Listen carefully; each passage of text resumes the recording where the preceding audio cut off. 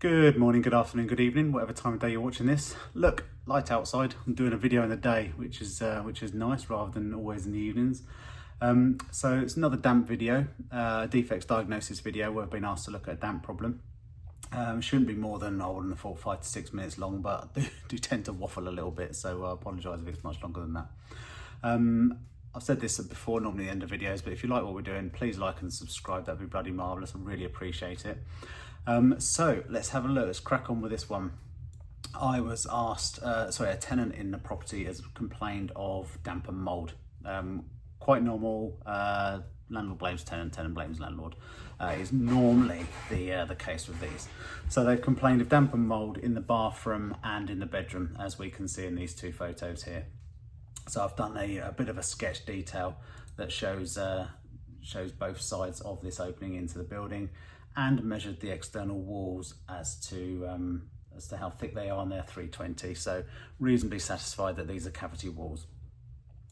Then on the next sketch, there we go, put a little arrow, slightly wonky, showing the entrance into the building, and the squiggly lines are where the damp is located, or damp was found to both of these walls, with the left side being the bathroom and the right side being the bedroom. So the tenant appointed her own surveyor. He's gone out and had a look, and he's concluded that there was penetrating damp at a couple of locations through the render and around the windows that was causing the damp to these two locations inside the property. The landlord didn't particularly disagree with that, but he asked me to go out and check and see if I agreed, or if there's any other issues that needed to be resolved, or of course if it was a tenant issue.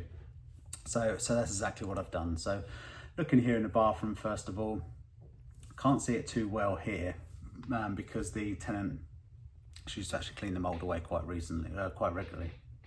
But it's just on that left section of wall. The right section of wall is the outside wall. And so I've used thermal imaging, and we can see there's a clear and obvious cold spot in that corner.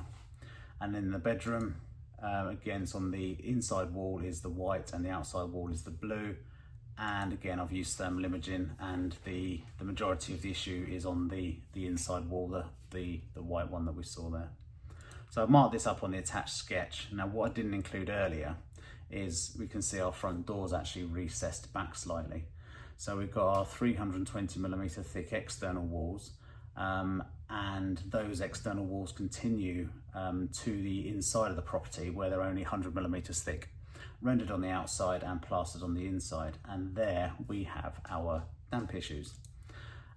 Where this red line is approximately 300 odd mil or so of external wall to the building that's effectively only half brick thick.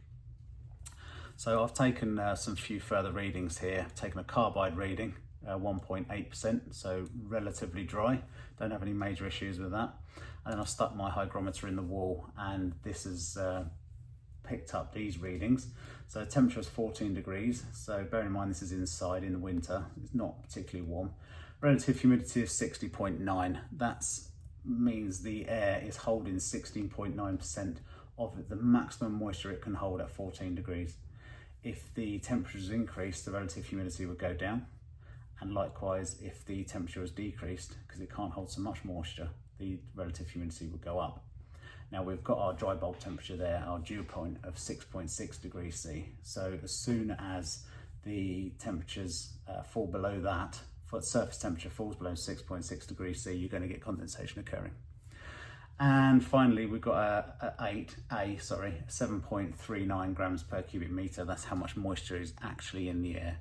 I generally refer to that as absolute moisture content. Some will refer to it as specific moisture or specific humidity or absolute humidity. It's the same thing. We're all just calling it something slightly different.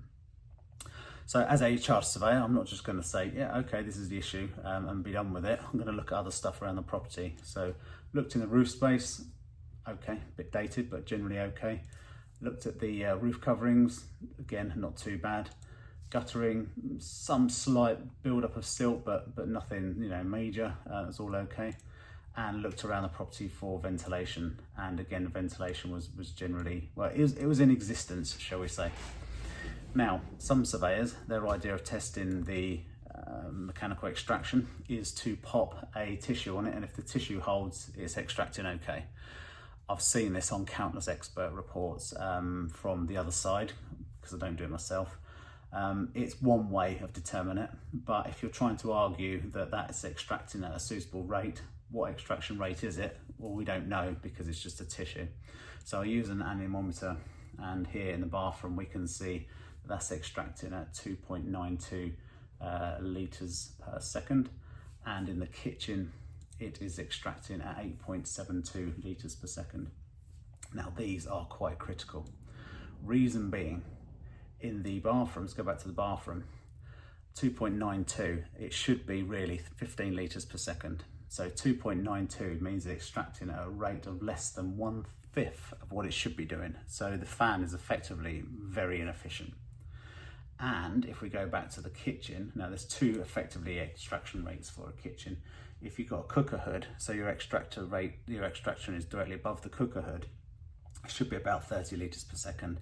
And if the extractor fan is on the opposite side of the kitchen, as this was, it should be 60 litres per second. What we got here, 8.72 litres per second. So it's extracting at a rate of less than 1/7 of what it should be. So we got two pretty inefficient extractor fans in the property. So there's three ways we can deal with this.